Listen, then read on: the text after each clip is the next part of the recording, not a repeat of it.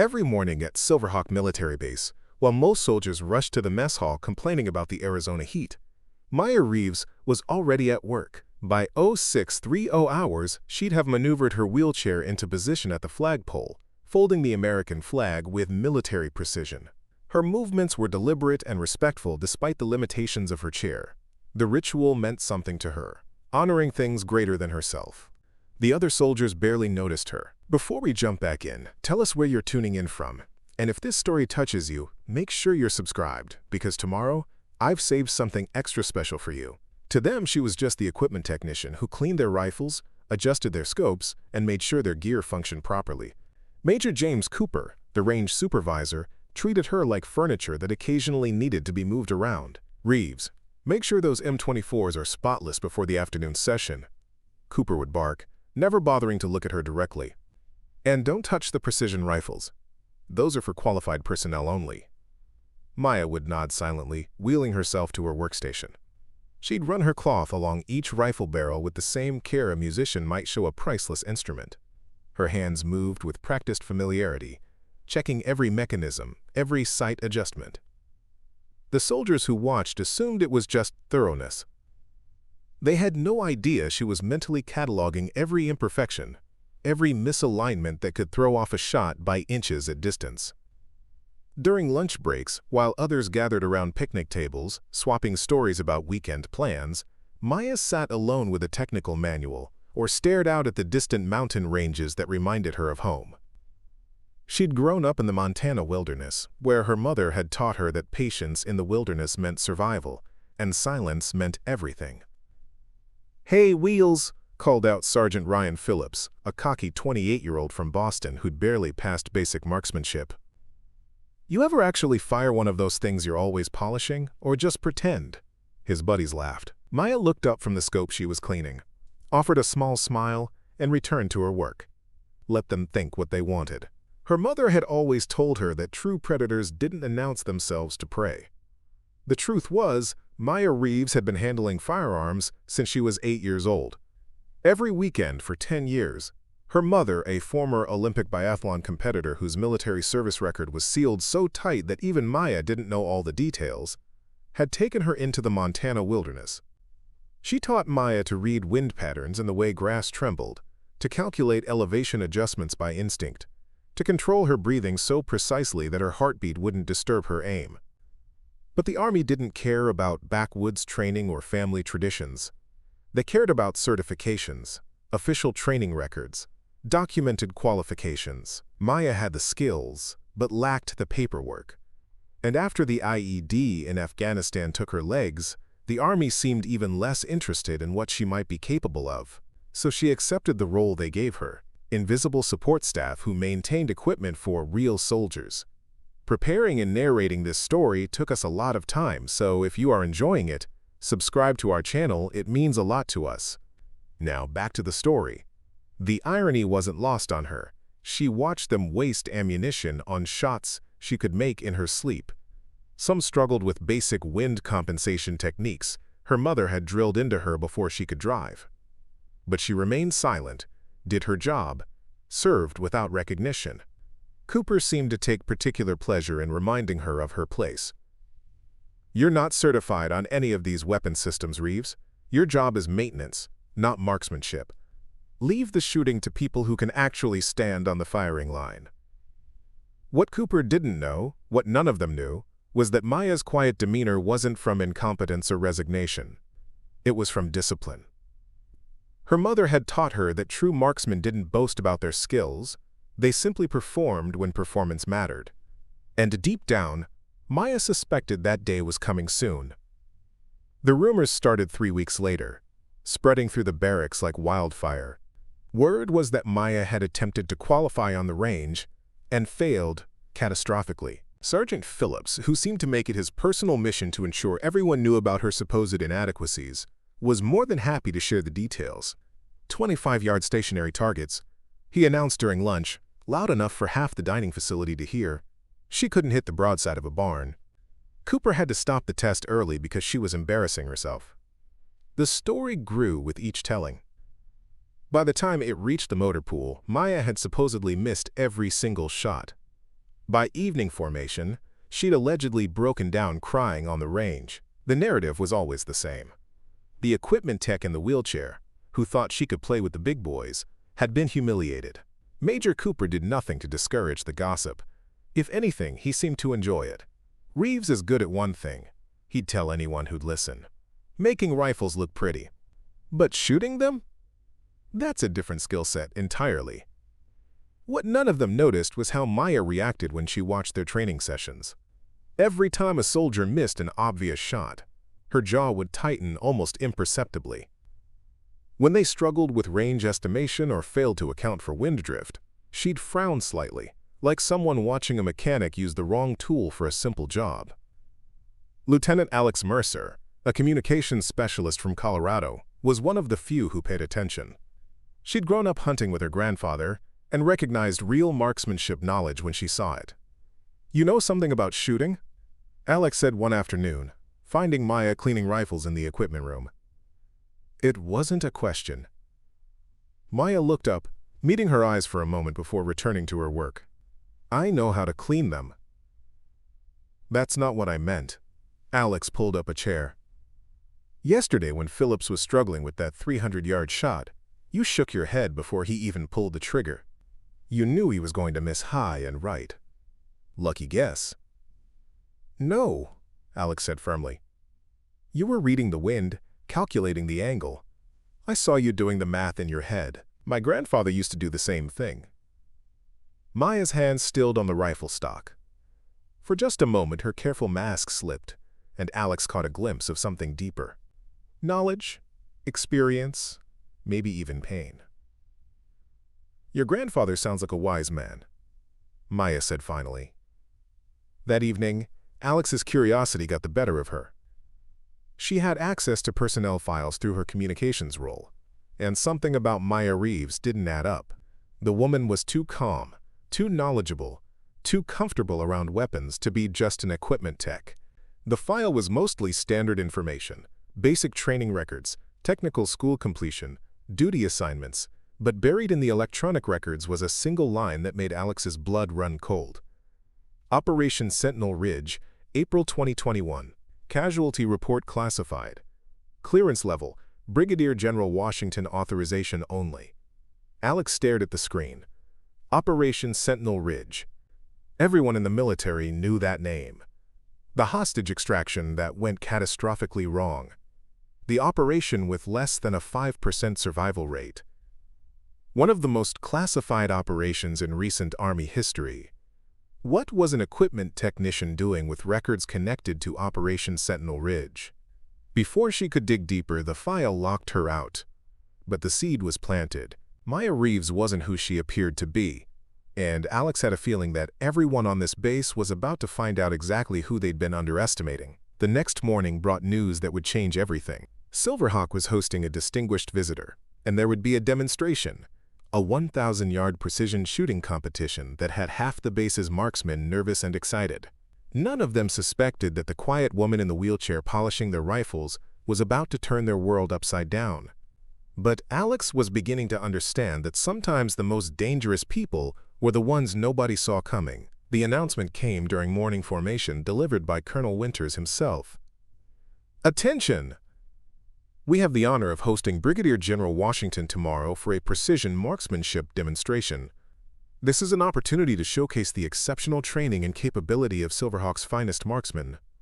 A buzz of excitement rippled through the ranks. General Washington was a living legend, the architect of impossible missions, and the kind of soldier that other soldiers told stories about. For most of them, this would be the chance of a lifetime. Major Cooper practically glowed with anticipation. This was his range, his show, his moment to shine in front of military royalty. He spent the rest of the day making preparations, selecting his best shooters, and ensuring everything would be perfect. "Reeves," he barked as Maya worked on a rifle scope, "I want every weapon system spotless tomorrow. And stay in the back during the demonstration. This is for qualified personnel only." "Understood, Major." But Cooper wasn't finished. Over the next few hours, his casual dismissiveness evolved into something more pointed, more cruel. Maybe it was the pressure of the upcoming demonstration, Or maybe he'd simply decided that having a disabled technician on his range was an embarrassment he couldn't tolerate. "You know what, Reeves?" he said, loud enough for everyone in the equipment room to hear. "Maybe you should just stay home tomorrow. I don't want our distinguished visitor seeing someone in a wheelchair cluttering up my range. It might reflect poorly on the unit." The room went quiet. This wasn't just casual teasing anymore. Cooper was publicly humiliating her. Several soldiers looked uncomfortable, but none spoke up. The chain of command was sacred, and challenging a major wasn't something lieutenants and sergeants did lightly. Maya's hands never stopped moving as she cleaned the rifle in front of her, but Alex noticed her knuckles had gone white around the cleaning rod. "Actually," Cooper continued, warming to his theme, "I'm thinking we need to have a conversation with the colonel about your continued assignment to this section. Someone in your condition probably shouldn't be maintaining precision weapon systems." Now he'd crossed a line, threatening her job, her career, her ability to serve. That was more than casual harassment. That was destroying someone's livelihood out of petty cruelty. Maya set down her cleaning supplies and looked up at Cooper for the first time in weeks. When she spoke, her voice was calm, but there was something underneath it that made several people in the room shift uncomfortably. "Major, I'll be here tomorrow as ordered." "Maintaining equipment is my assigned duty, and I take my duties seriously." "Your duties," Cooper sneered, "are whatever I say they are. And tomorrow, your duty is to stay invisible and let real soldiers do real work." That night, Maya sat alone in her quarters, staring at a framed photo of her mother. She had taught Maya that some battles chose you, whether you wanted them or not. She'd also taught her that when those battles came, you fought them with honor, precision, and absolute commitment. She opened her footlocker and pulled out something she hadn't touched in months. A hard case containing her personal rifle, a custom Remington 700, modified for her specific needs with her mother's help over years of patient work. The scope was military grade, but personally owned, zeroed to perfection through hundreds of hours of practice. Tomorrow, General Washington would be watching. And whether Cooper liked it or not, Maya Reeves was going to be there, ready to serve her country in whatever capacity was required. She'd spent months being invisible, accepting disrespect, tolerating humiliation. But tomorrow was different. Tomorrow, she had a feeling her country might need her to be more than just an equipment technician. Her mother's voice echoed in her memory. "Real marksmen don't boast about their skills, Maya. They just perform when performance matters." Tomorrow, performance would matter. And Major Cooper was about to learn that some people's silence wasn't weakness. It was discipline, waiting for the right moment to be unleashed. The morning of the demonstration dawned clear and cold, perfect conditions for long-range shooting. Maya arrived at the range before anyone else, as usual. Today, she carried an extra case alongside her standard equipment bag. She set up her cleaning station at the edge of the shooting platform, just as Cooper had ordered, but her eyes kept drifting to the 1,000-yard targets in the distance. By 0900 hours, Silverhawk's best marksmen had assembled. The competition was elite. Captain Rodriguez, who'd won 3 Army marksmanship competitions. Lieutenant Williams, fresh back from sniper school. Master Sergeant Davis, who'd served 2 tours as a designated marksman. These were soldiers whose entire careers revolved around precision shooting. Cooper strutted around like a peacock, inspecting equipment and barking orders. "Remember, gentlemen, we're representing the entire base today. I expect nothing less than perfection." At 0957 hours, an armored SUV pulled up to the range. Brigadier General Washington stepped out, and every soldier snapped to attention. She was taller than Maya had expected, maybe 6 feet 0 inches with silver-streaked hair, and a face that spoke of decades making impossible decisions. Her chest displayed ribbons that read like a history of American military operations over the past 30 years. But what struck Maya most was her eyes. They swept across the assembled marksmen with professional assessment, then landed on Maya. For just a moment, so brief that anyone else would have missed it, something flickered in her expression. Recognition? Surprise? Maya couldn't tell. At ease, Washington said, her voice carrying the kind of authority that came from leading men and women through hell and bringing them home alive. I'm here to observe, not interfere. Please continue with your demonstration. The competition began. One by one, Silverhawk's finest took their positions and attempted the 1,000-yard shot. The wind was tricky, gusting from the northwest at 7 to 11 knots, with enough variation to throw off even experienced shooters. Captain Rodriguez went first. His shot hit 8 inches low and 3 inches right. Impressive by most standards, but not the bullseye everyone hoped for. Lieutenant Williams followed, managing to get closer, but still missing the center ring by 5 inches. Each miss brought a tighter frown to Cooper's face. This was supposed to be a showcase, not a demonstration of near misses. Master Sergeant Davis stepped up for his attempt, and Maya found herself unconsciously analyzing his position, his breathing, the way he was gripping the rifle. His shot went wide right. He hadn't accounted for the wind shift that had occurred in the last 30 seconds. Challenging conditions. General Washington observed mildly, but Maya caught the undertone. She wasn't impressed. As the shooting continued, with soldier after soldier failing to achieve the precision that would truly honor their distinguished visitor, Maya noticed something else. General Washington's attention kept drifting to her. Not obviously. The woman was too professional for that. But Maya had spent enough time being invisible to recognize when someone was quietly observing her. Finally, after 10 attempts and 0 bullseyes, Cooper was sweating despite the cool morning air.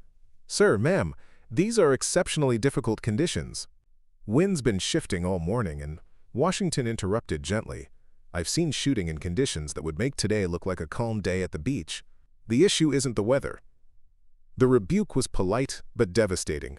Cooper's face went red, and Maya could see him scrambling for a way to salvage the situation. That's when Washington looked directly at her for the first time. "Specialist, you've been watching very intently. What's your assessment of the shooting conditions?" Every head on the range turned to stare at Maya. Cooper looked like he might have a stroke. "Ma'am, she's just equipment maintenance." "She doesn't," I asked her, Major. Washington's tone was still mild, but it carried the weight of command that made Cooper shut his mouth immediately. Maya wheeled herself forward slowly, her heart pounding but her voice steady. "Wind gusting northwest at 9 knots, ma'am. But there's a thermal coming off the hillside every 80 seconds that pushes it to 11. Temperature rising, so the bullet's going to fly about 3 inches high from what these rifles were zeroed for." She hesitated, then continued. "And the Mirage is showing a consistent left-to-right push that most of the shooters haven't been accounting for." A murmur ran through the assembled soldiers. This was technical language that most of them had never heard from anyone below the rank of sergeant. Cooper looked like he'd been slapped. General Washington nodded slowly. "Interesting assessment. Very detailed." She paused, studying Maya's face. "What's your name, soldier?" "Specialist Maya Reeves, ma'am." "Well, Specialist Reeves, since you seem to understand the conditions so well, perhaps you'd like to demonstrate proper technique." The suggestion hit the range like a thunderbolt. Cooper started to sputter an objection, but Washington's raised hand silenced him immediately. Maya felt every eye on the range boring into her. This was the moment her mother had prepared her for without either of them knowing it. The moment when quiet competence would be tested against loud assumptions. "I'd be honored, ma'am," she said quietly. Maya wheeled herself to her equipment case with the deliberate calm of someone who'd done this 1,000 times before. As she opened it, revealing the custom Remington with its pristine scope, a hush fell over the range. This wasn't standard military equipment. This was a precision instrument, clearly personal, clearly expensive, and clearly maintained by someone who understood exactly what they were doing. "I'll be damned," whispered Captain Rodriguez. "That's a custom job." Cooper found his voice. "Ma'am, I have to protest. She's not certified on precision weapon systems. There are safety protocols." "Major." General Washington's voice cut through the morning air like a blade. "I've made my decision. Stand down." Maya positioned her wheelchair at the firing point, and immediately every experienced marksman on the range could see the difference. She locked her chair's brakes, adjusted her position, and established a stable shooting platform with movements so practiced they seemed effortless. She wasn't fighting against her wheelchair. She was using it, incorporating it into her technique as a stable firing base. She closed her eyes for a moment, feeling the wind on her face, listening to the subtle sounds that told her everything she needed to know about the conditions. When she opened them, her breathing had already settled into the rhythm her mother had taught her. In and out, natural pause, fire. Through the scope, the 1,000-yard target looked impossibly small. But Maya wasn't seeing just a target. She was seeing wind patterns, bullet trajectory, the exact spot where physics and skill would intersect. Her mother's voice echoed in her memory. "Don't aim where it is, Maya. Aim where it's going to be." The crosshair settled. Her finger found the trigger. The natural pause in her breathing arrived. The rifle cracked. For a moment, absolute silence. Then someone in the distance began shouting coordinates back to the range. Dead center. Perfect bullseye. The silence stretched another heartbeat, then exploded into chaos. Soldiers were talking all at once, asking how that was possible, demanding to know who she really was. But Maya barely heard them. She was watching General Washington, who had stood up from her chair and was staring at her with an expression she couldn't quite read. Cooper looked like he'd been hit by a truck. That was just luck. One shot doesn't mean... Actually, Maya interrupted, her voice calm but clear. I believe I was invited to demonstrate proper technique. One shot hardly qualifies as a demonstration. Before Cooper could respond, she adjusted her position slightly, compensating for the thermal current she knew was coming. The rifle cracked again, another perfect bullseye, and again. And again. Shot after shot, bullseye after bullseye. By the 10th consecutive perfect shot, the range had fallen completely silent. By the 15th, even Cooper had stopped trying to explain it away. By the 18th, her final round, Maya had redefined what everyone present thought was possible. General Washington interrupted, her voice carrying across the range with absolute authority. Ladies and gentlemen, allow me to introduce Captain Maya Reeves, formerly of the 10th Mountain Division and the sole survivor of Operation Sentinel Ridge. The effect was immediate and devastating. Every person on that range knew about Sentinel Ridge, the hostage rescue mission with a 5% survival rate, the operation that had become legend in military circles, and they'd been mocking its hero for months. Sentinel Ridge, someone whispered. Jesus Christ, she's the phantom shooter. Maya remained perfectly still in her wheelchair, but her hands were trembling slightly. She'd spent 2 years trying to bury that part of her life, trying to find peace and maintenance work in invisible service. Now it was all coming back. General Washington continued, her voice carrying the weight of absolute truth. During Operation Sentinel Ridge, Captain Reeves provided overwatch for the extraction team while enemy forces had us pinned down in hostile territory. She eliminated 24 confirmed threats at ranges exceeding 900 yards, often in conditions that would challenge our most elite snipers. Cooper had gone completely pale. Around the range, soldiers were putting pieces together, remembering every joke they'd made, every dismissive comment, every time they treated her like she didn't belong. When the extraction team was compromised, Washington went on. She maintained her position despite being severely wounded by an IED. She continued providing cover fire until every surviving hostage was evacuated, then dragged herself 2 miles to the extraction point. Washington paused, looking directly at Maya. The cost was significant. Captain Reeves lost both legs below the knee but gained something else. A legend status she never wanted, and a silver star she's never worn. Maya finally spoke, her voice quiet but clear enough for everyone to hear. The real heroes of Sentinel Ridge were the ones who didn't come back, ma'am. Why didn't you tell us? Sergeant Phillips asked, and for the first time since she'd known him, his voice held genuine respect instead of mockery. Because past achievements don't determine present worth, Maya replied. I wanted to be valued for who I am now, not who I used to be. General Washington nodded approvingly. That's exactly the attitude that made her exceptional in the first place. Humility combined with extraordinary skill. The transformation in the group was complete. These soldiers finally understood that the quiet woman they dismissed, possessed combat experience that exceeded their collective training. More than that, they understood they'd been privileged to work alongside genuine heroism and had been too blind to see it. Major Cooper stood frozen, realizing that his career had just taken a hit from which it might never recover. He'd spent months humiliating a decorated war hero, and he'd done it in front of witnesses. But Maya wasn't looking at Cooper anymore. She was looking at the soldiers who had begun approaching her with genuine respect, asking technical questions, seeking guidance from someone they finally recognized as their superior in every way that mattered. The shots had been perfect, but more importantly, they had revealed the character of everyone present. Within hours, word of the demonstration had spread throughout Silverhawk like wildfire. The story grew with each telling, but for once the embellishments didn't diminish the truth. They simply couldn't match it.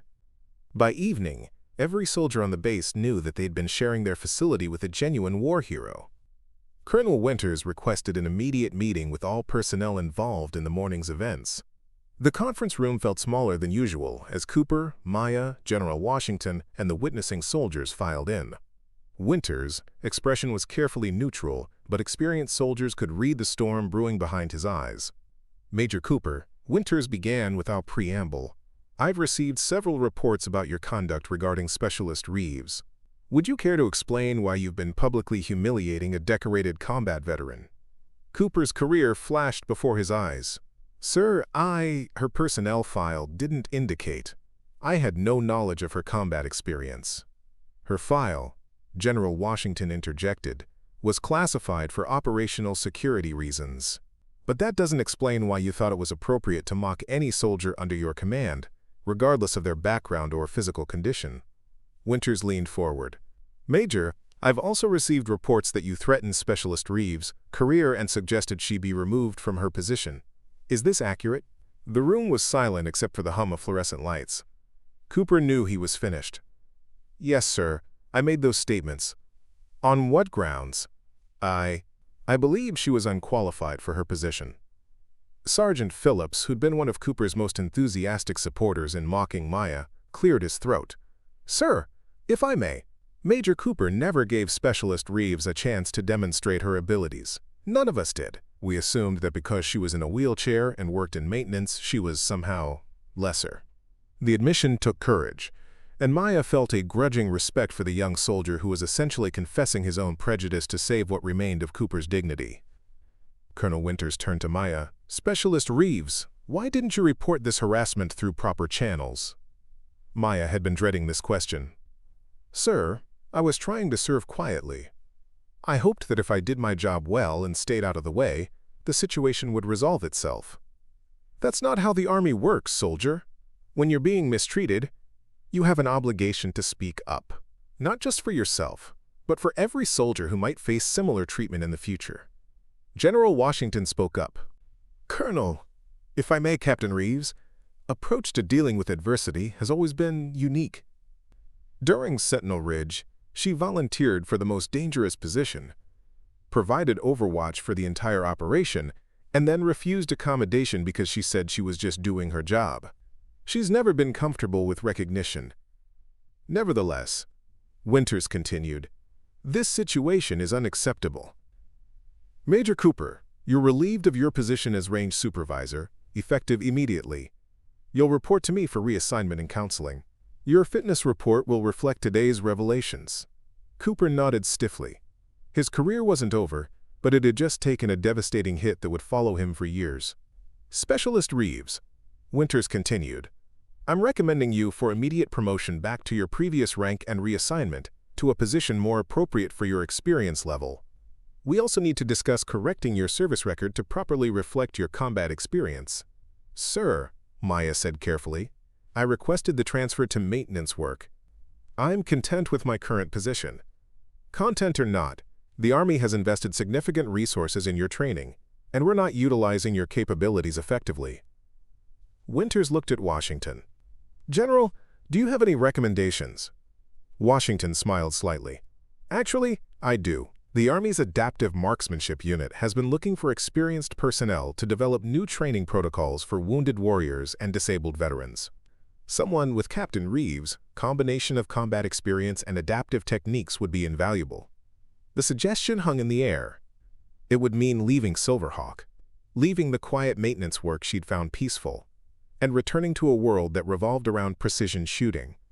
But it would also mean helping other wounded soldiers develop skills that might save lives, or simply restore their sense of purpose and capability. Maya looked around the room at the faces of soldiers who'd spent months dismissing her, who now looked at her with respect and something approaching awe. She thought about her mother's lessons about service, about using your gifts to help others, about rising above limitations. I'd be honored to consider such an assignment, ma'am. As the meeting concluded, soldiers filed out quietly, many stopping to offer Maya personal apologies. Phillips lingered longest. Ma'am, I owe you more than an apology. I was wrong about everything, and I'm ashamed of how I acted.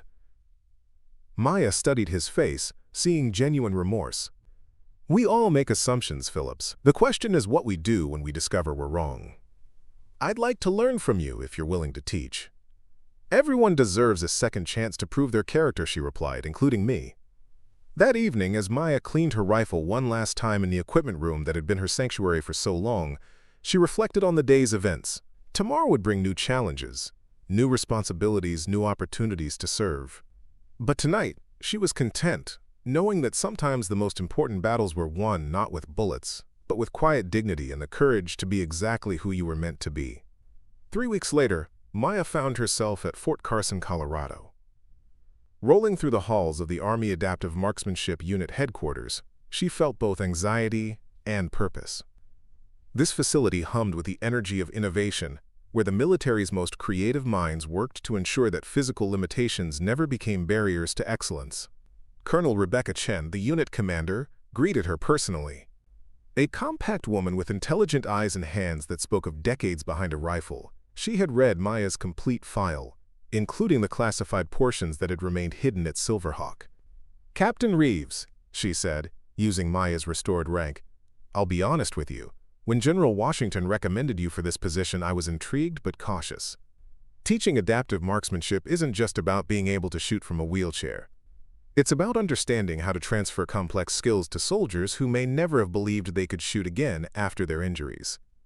They moved through the facility, past indoor ranges where soldiers with various disabilities practiced with equipment that represented the cutting edge of military technology. Through soundproof glass, Maya watched a triple amputee instructor working with a recently wounded sergeant, demonstrating techniques that allowed precision shooting despite significant physical limitations. Your assignment, Chen continued, will be developing curriculum for what we're calling the Adaptive Mindset Program. Too many of our wounded warriors believe their service careers are effectively over after a significant injury. Based on your combat record and your unique approach to service after your own injuries, we think you might have insights that could transform how we rehabilitate and retain our best people. Maya paused at a window overlooking an outdoor range where a group of veterans in wheelchairs were attempting 600-yard shots. She could see immediately what they were doing wrong, fighting their disabilities instead of incorporating them, focusing on what they'd lost rather than what they still had, working against their equipment instead of with it. Permission to ask a question, ma'am? Of course. Are we training them to overcome their disabilities or to integrate them into who they are now? Chen stopped walking. The question cut to the heart of something she'd been wrestling with throughout her career. What's the difference? Overcoming suggests the disability is an enemy to be defeated. Integration recognizes it as a part of who they are now, neither defining them nor limiting them, just a reality to be worked with. The difference determines whether they're fighting themselves or accepting themselves. For the first time since they'd met, Chen smiled. General Washington said you'd have a unique perspective. I think she understated it. Over the following weeks, Maya threw herself into her new role with the same quiet intensity she brought to everything. But now, instead of cleaning rifles, she was developing training protocols that emphasized mental resilience alongside physical adaptation. Her first class consisted of 8 soldiers, all with significant disabilities who'd been selected for adaptive training. Staff Sergeant Brian Torres, a double-leg amputee recently returned from Syria, looked skeptical as Maya introduced herself. I'm not here to teach you how to shoot despite your disabilities, Maya began. You already know how to shoot. I'm here to teach you how to think differently about who you are now and how your new reality can become your greatest strength. She led them through exercises that had nothing to do with pulling triggers, understanding how their center of gravity had changed, recognizing the unique stability a wheelchair could provide for a shooting platform, learning how prosthetics could be leveraged rather than compensated for. Every adaptation you make isn't a compromise, she explained during one session. It's an evolution. You're not becoming less than you were. You're becoming something different, potentially something more. The technical skill matters, but the mindset is everything. Torres approached her after the third day of training. "Ma'am, this isn't like any rehab program I've ever been through." "Good. How do you feel about that?" "Honestly, it's harder than I expected. You're making us confront things most programs politely ignore. Like when you asked us to describe the moment we realized we would never be the same again. That was brutal. But afterward, I felt lighter somehow." Maya nodded. "That's the point. Anyone can teach you modified shooting techniques. But learning to accept your new reality without letting it define you, that's what separates soldiers who simply survive from those who continue to thrive." Word of her unconventional teaching methods spread quickly through the military rehabilitation community. Medical staff began requesting observation time in her sessions. Psychologists incorporated elements of her approach into their therapy programs. Senior officers who'd heard about the wheelchair sniper started attending her demonstrations as observers. But the real validation came from her students. Soldiers who completed her program didn't just shoot more accurately, they carried themselves differently. They spoke about their disabilities matter-of-factly, neither hiding from them nor being defined by them. They developed what Maya called adaptive confidence, the quiet certainty that came from knowing they were still capable of extraordinary things. Late one evening, as Maya reviewed performance reports from her latest class, she found a handwritten note that had been slipped under her office door. "Ma'am, when I lost my legs last year, I thought my life was over. The doctors saved my body, but you saved my future. Yesterday, I hit 10 consecutive bullseyes at 800 yards. Tomorrow, I'm applying to become an instructor in this program. Thank you for showing me that my wheelchair isn't my prison, it's just my new platform. SSG Torres." Maya smiled, remembering the skeptical soldier from her first class. He had transformed from a man filled with bitterness into someone overflowing with purpose. That kind of transformation couldn't be measured in target scores or qualification ratings. It was measured in lives reclaimed and spirits renewed. As she wheeled herself toward the parking lot, Maya noticed a familiar figure waiting beside her vehicle. Lieutenant Alex Mercer stood leaning against a car, looking slightly out of place in her dress uniform. "Lieutenant," Maya acknowledged with a nod. "What brings you to Fort Carson?" "You do, actually." Alex handed her a folder. "I've been reassigned to communications support for the adaptive marksmanship unit. Apparently, someone put in a request for me specifically." Maya smiled slightly. "The program needs people who see potential where others see limitations. You saw me when I was invisible." Together they moved toward the base housing area, talking about the changes in both their lives since Silverhawk. Alex had received a commendation for her role in uncovering Maya's true background. Cooper had been reassigned to a logistics position far from any firing range. Phillips had written a formal letter of apology that now hung, framed, in Maya's office, a reminder that people could change when confronted with their own biases. "There's something else," Alex said as they paused outside Maya's quarters. "General Washington is coming next week to observe the program. Word is, they're considering expanding it to every major military installation. What you've started here could change everything for wounded warriors across all service branches." The implications hit Maya immediately. The lessons she'd learned in the Montana wilderness, refined through combat experience and tempered by the wisdom that came from understanding the true cost of limitations, would become part of how America rehabilitated its injured warriors. That's an incredible responsibility. Yes, it is. But you've already proven you can handle incredible responsibilities. The question is whether you're ready to step into an even larger role. We're talking about a promotion to major, an assignment to head the entire Adaptive Warrior program nationally. That evening, Maya sat in her quarters, staring at the framed photo of her mother that had traveled with her from post to post. She had died 3 years before Sentinel Ridge, proud of her daughter but worried about the dangers she faced. Now Maya wondered what she'd think about this new opportunity. Her phone buzzed with a text message from Torres. "Ma'am, heard about the program expansion. My whole unit is requesting your training. You're changing how we think about being wounded warriors."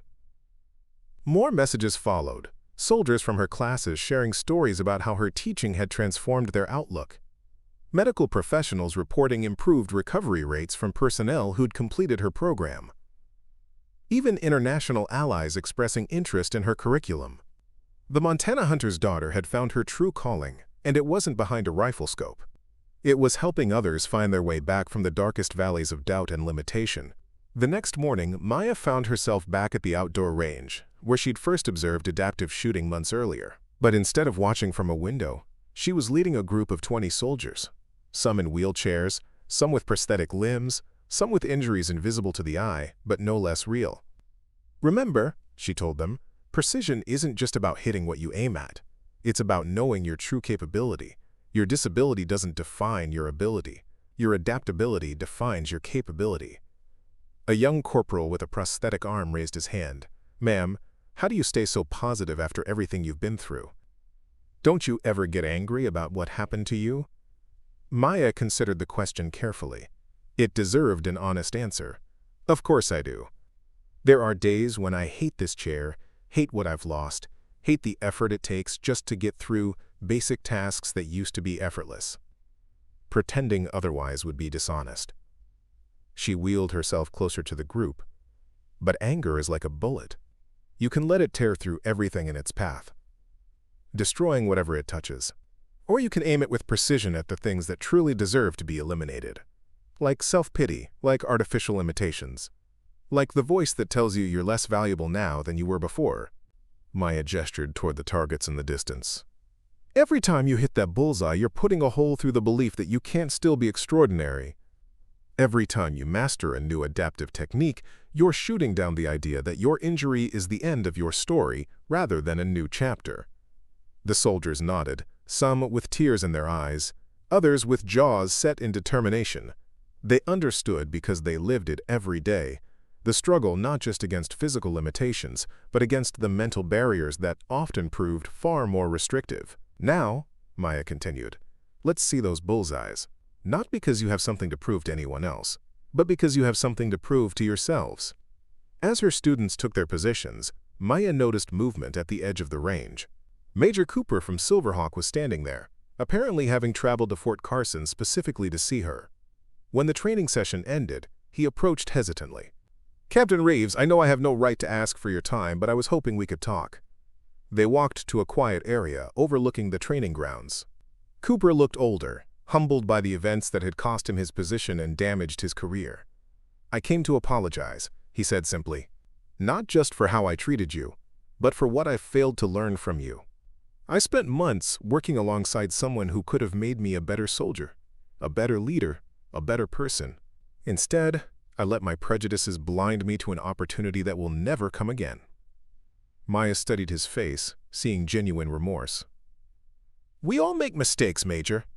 The question is what we do with the lessons they teach us." "I've requested reassignment to the Warrior Transition Battalion," Cooper said. "I want to learn to work with wounded warriors the way you do, with respect, with understanding, with focus on making them better soldiers and better people." "That's a worthy goal." Cooper hesitated, then continued. "Ma'am, there's something else. Sergeant Phillips sends his regards. He completed sniper school last month, top of his class. He said your example taught him that quiet competence was more valuable than loud assumptions." The conversation reminded Maya of something her mother had often said. Influence spreads in ways you never expect. The lessons she'd learned in the Montana wilderness were now shaping soldiers across the Army, creating ripples that would extend far beyond anything she could directly observe. As the sun set over Fort Carson, Maya made her decision about the promotion and expanded role. She would accept not because she craved recognition or authority, but because her country needed soldiers who understood that true strength came from turning limitation into adaptation, from transforming obstacles into opportunities. That night, she wrote a letter to her mother, as she did every year on the anniversary of her death. "Mom, Remember how you used to say that the best shot is often the most unexpected one? I finally understand what you meant. Teaching wounded warriors to see beyond their injuries, to find strength in their adaptations, to think differently about their capabilities, that might be the most important marksmanship lesson of all. The mountain lessons you taught me aren't just living on in me anymore. They're living on in every soldier I train, and they'll live on in everyone those soldiers influence in turn. Your legacy isn't just in the shots I made at Sentinel Ridge. It's in all the lives being transformed, because soldiers learn to see limitations as just another variable to account for, like wind or distance. I think you'd be proud of that. 6 months later, when the Army officially announced the new Adaptive Warrior program, the press release included a quote from its director, Major Maya Reeves. "Our goal isn't to create soldiers who overcome disabilities. It's to create warriors who integrate their new realities into their identity, warriors who understand that true adaptation extends far beyond physical compensations. It includes adaptation in mindset, adaptation in approach, and adaptation in understanding what true capability means." The quiet woman who had once been dismissed as just wheelchair maintenance had become one of the most influential trainers in the modern military, but she still began each day the same way she had at Silverhawk, with a flag-folding ceremony, sitting straight in her chair, honoring things greater than herself. General Washington visited the program quarterly, each time bringing higher-ranking officers and defense officials to observe the transformation taking place. During her third visit, she found Maya working with the newly arrived group of wounded warriors, soldiers fresh from the battlefield, still wrestling with both physical pain and the deeper anguish of identities shattered by injury. "Your program has exceeded every expectation," Washington said as they watched a young amputee hit his first bullseye. "The retention rate for wounded warriors has increased 47% since implementation. More importantly, the psychological assessments show dramatic improvements in self-efficacy and purpose." Maya nodded, watching the soldier's face transform with the realization that he was still capable of excellence. "The shooting is just the vehicle, ma'am. What we're really teaching is possibility." The Pentagon agrees. They've approved expansion to all major installations and dedicated significant resources to equipment adaptations based on your designs. Washington paused, studying Maya's face, "But there's something else I wanted to discuss with you."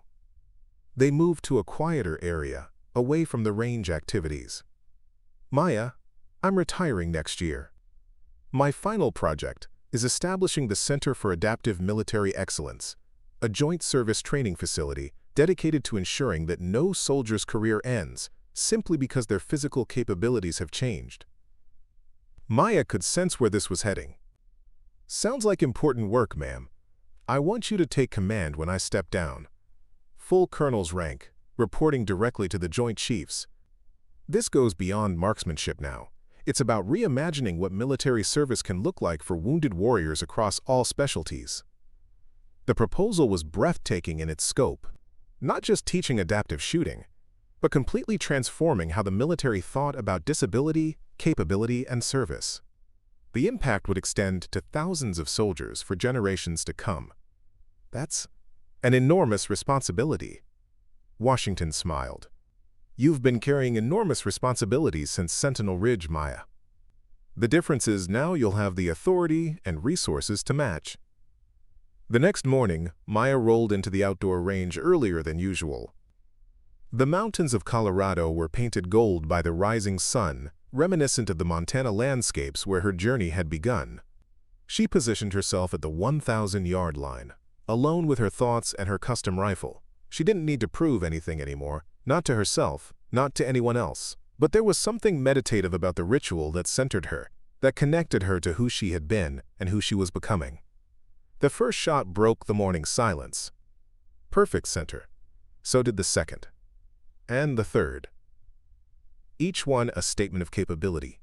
Each one a rejection of limitation. As she prepared for her 18th shot, the same number she'd fired that fateful day at Silverhawk, she noticed she wasn't alone anymore. Her entire current class of wounded warriors had gathered silently behind her, watching with respect and perhaps a touch of awe. She completed the 18th perfect bullseye, then turned to face them. "That's not what I want to see from any of you," she said, surprising them. "Perfect bullseyes are easy. They just require technical skill. She gestured for Torres, now a full-time instructor in the program, to bring forward a special target, one they'd never seen before. It featured not concentric circles, but a complex array of shapes with different point values, some partially overlapping, some barely visible against the background. "This," she continued, "is what I want you to aim for. Life after injury isn't about recreating the perfect circle you had before. It's about finding new targets, new possibilities, new ways to score points you never even considered." She fired 3 rapid shots at the new target, hitting 3 different shapes in sequence, none of them the obvious center shape that mimicked a traditional bullseye. "Highest possible score," Torres announced after examining the target through a spotting scope, but not a single shot at the apparent center. The wounded warriors murmured among themselves, understanding dawning in their expressions. This wasn't just about marksmanship anymore. This was about life. "Your old center is gone," Maya told them bluntly but kindly. "Stop shooting at a target that doesn't exist anymore. Find the new possibilities. That's where your highest scores will come from now." Later that day, as Maya reviewed plans for the national program expansion, Alex entered her office with an unexpected visitor.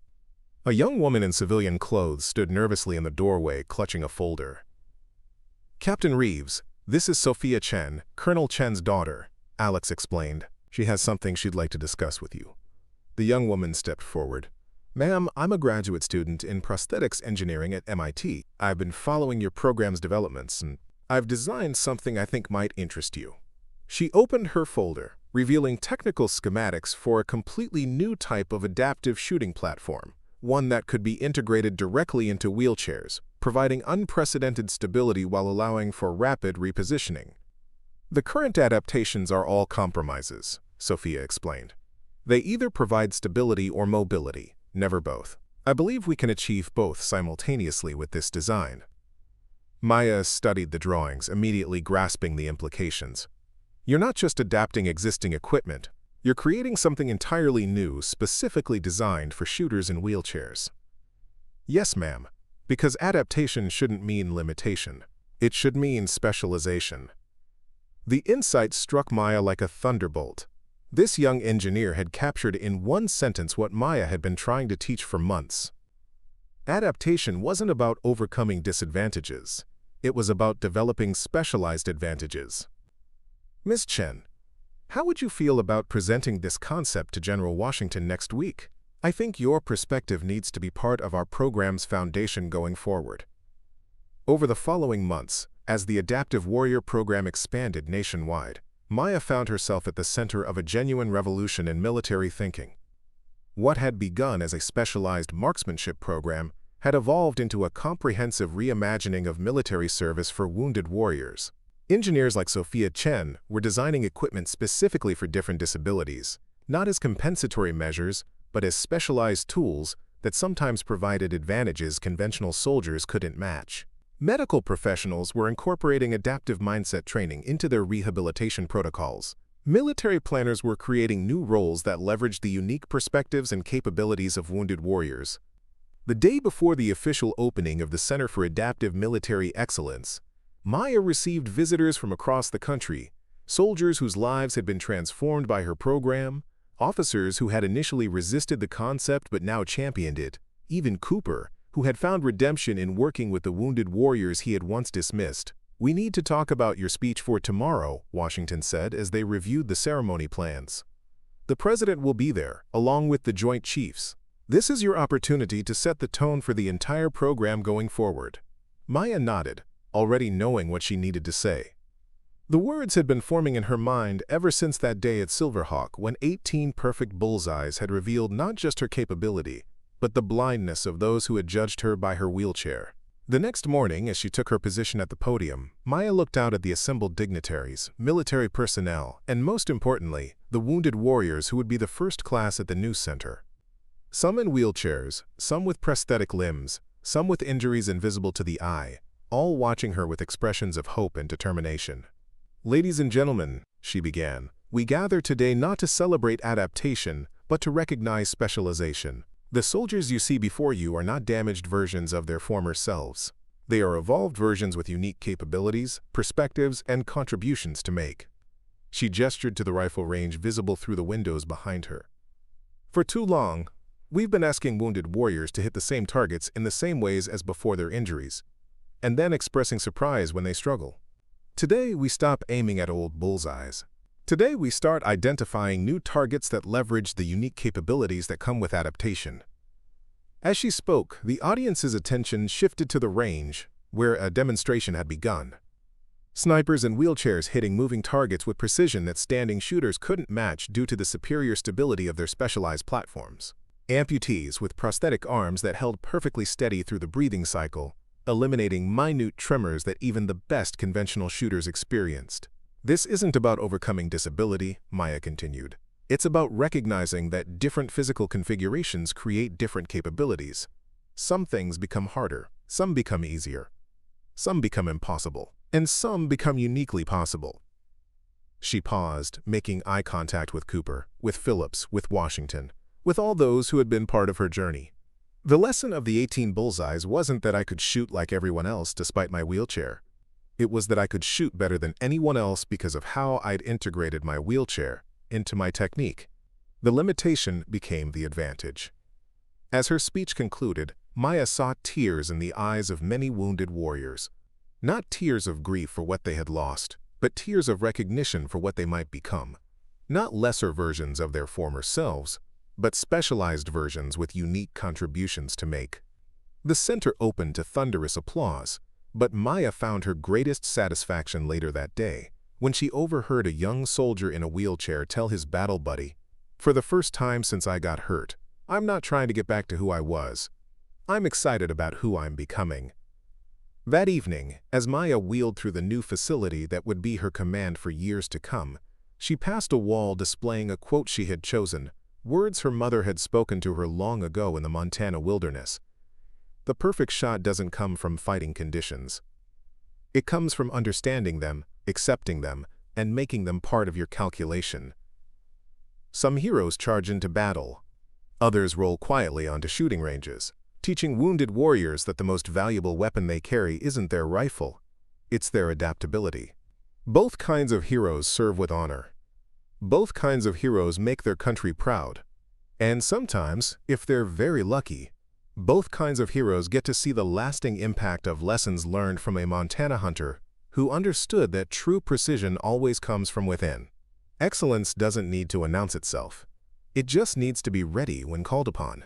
And adaptation isn't weakness, it's evolution. Up next, you've got 2 more standout stories right on your screen. If this one hit the mark, you won't want to pass these up. Just click and check them out. And don't forget to subscribe and turn on the notification bell so you don't miss any upload from us.